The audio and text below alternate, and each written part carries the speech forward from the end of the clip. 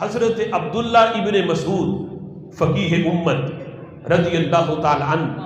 ان کے زمانے میں ایک مرتبہ زلزلہ آیا تو آپ نے اعلان کیا، فرمانے لگے لوگوں ہمارا رب ہم سے ناراض ہو گیا، اس وجہ سے یہ زلزلہ ہے، ہمارا رب ہم سے ناراض ہو گیا۔ اور فرماتے اگر اس کی رضامندی چاہتے ہو تو فوراً اس کی طرف رجوع کرو، فوراً توبہ استغفار کرو۔ اور یہ معمول تھا ہمارے اسلاف کا، جب اس قسم کے معاملات ہوتے وہ اجتماعی طور پہ توبہ اور استغفار کرتے کہ رب ذوالجلال ناراض ہے، اس وجہ سے خالق کائنات جل جلالہ نے زمین کو حکم دیا، پھر جا کے یہ زلزلہ بپا ہوا۔ اور فرمایا اگر تم نے توبہ استغفار نہ کی، اللہ کی طرف رجوع نہ کیا،